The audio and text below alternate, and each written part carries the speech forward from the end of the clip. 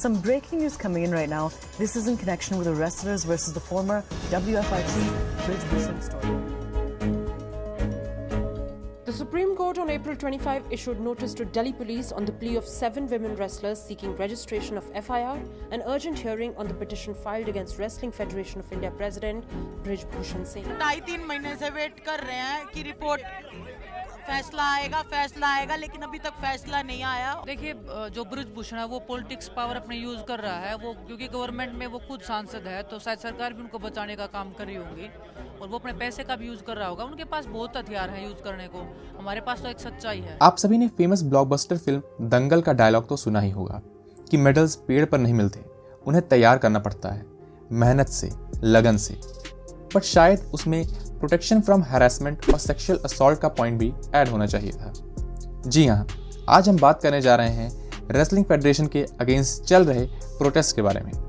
जिन खिलाड़ियों को मैदान पर अपना पसीना बहाकर देश के मेडल को सींचना चाहिए, आज वे अपनी सुरक्षा के लिए व भ्रष्टाचार के खिलाफ सड़कों पर बहरे सिस्टम के सामने असहाय से पड़े हैं। बट वे ऐसा क्यों कर रहे हैं? आइए गहराई से हम इस वीडियो में समझते हैं। बेसिकली रेसलर्स का आरोप है रेसलिंग फेडरेशन के प्रेसिडेंट ब्रिज भूषण सिंह पर कि उन्होंने कई फीमेल रेसलर्स, जिनमें एक माइनर भी शामिल है, को सेक्सुअली हैरास किया है। हम 3 प्रश्नों के बारे में जानेंगे। पहला, कि ये प्रोटेस्ट कैसे शुरू हुआ। दूसरा, ब्रिज भूषण सिंह कौन है और इनका क्या बैकग्राउंड है।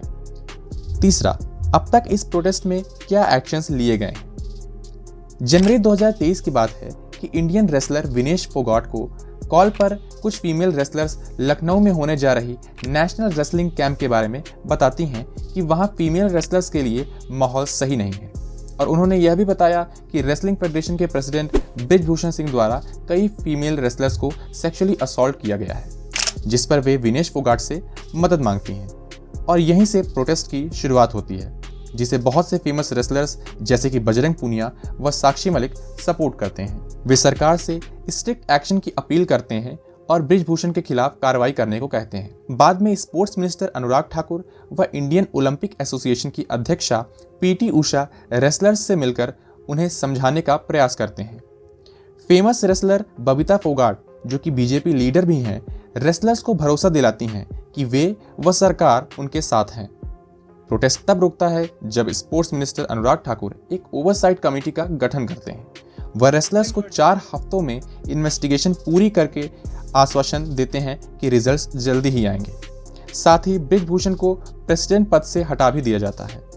रेसलर्स सिस्टम पर भरोसा दिखाते हैं व प्रोटेस्ट रोक देते हैं। वे आने वाले पेरिस ओलंपिक्स के क्वालिफायर प्रोसेस में बिजी हो जाते हैं व इन्वेस्टिगेशन रिजल्ट्स का इंतजार करते हैं। लेकिन जब 4 हफ्तों के बाद भी कमेटी द्वारा कोई भी इन्वेस्टिगेशन रिजल्ट नहीं मिलते तो वे फिर से प्रोटेस्ट करने लग जाते हैं। मगर अब हमें आरोपी ब्रिज भूषण का पक्ष भी सुनना चाहिए व उसके बैकग्राउंड को भी जानना चाहिए। आरोपों के जवाब में ब्रिज भूषण कहते हैं कि ये सारे आरोप निराधार हैं। वे इस प्रोटेस्ट की वजह रेसलर्स की नए नियमों को लेकर नाराजगी को बताते हैं और कहते हैं कि ये बड़े बिजनेसमैन द्वारा फंडेड प्रोटेस्ट है, जिससे 97% रेसलर्स को मतलब भी नहीं है। जिसके जवाब में बजरंग पूनिया प्रोटेस्ट में जुटी भीड़ का एक वीडियो शेयर करते हैं अपने सोशल मीडिया अकाउंट पर। बात करें रेसलिंग फेडरेशन के प्रेसिडेंट ब्रिज भूषण की, तो वे बीजेपी लीडर व गोंडा से एमपी भी हैं। गोंडा यूपी का एक शहर है जहां से वे 6 बार एमपी चुने जा चुके हैं। ऐसा कहा जाता है कि अपने क्षेत्र में इसका इतना दबदबा है कि ये चाहे किसी भी पार्टी की तरफ से लड़े, पर जीत तो हमेशा इसकी ही होती है। अपने खिलाफ जीते कैंडिडेट की मौत में शामिल होने का भी आरोप इन पर लग चुका है। इन पर कई केसेस ऑलरेडी फाइल हैं, जिनमें या तो ये सबूतों की कमी या गवाहों की कमी के कारण बच जाते हैं। खैर, मेन बात यह है कि आज जिन खिलाड़ियों के हाथ में हम मेडल्स देखने का सपना बनाते हैं, उनके हाथ में ये नारे व प्रदर्शन के पोस्टर इस देश की शोभा को तार तार कर रहे हैं। इन राष्ट्रीय गौरव के क्षेत्रों में निचली स्तर की राजनीति ही देश के पिछड़ने का कारण है। हम यही आशा व प्रार्थना करते हैं कि हमारे खिलाड़ियों को न्याय मिले व वे फिर से हम उनके हाथ में प्रदर्शन के पोस्टर्स की जगह देश के नाम मेडल्स को देख सकें। अगर आपको ये वीडियो इन्फॉर्मेटिव लगा तो वीडियो को लाइक करें व चैनल को सब्सक्राइब करके बेल आइकन प्रेस कर दें, जिससे लेटेस्ट वीडियोस की नोटिफिकेशन आपसे मिस ना हो। So that's it for today. मिलते हैं अगले वीडियो में।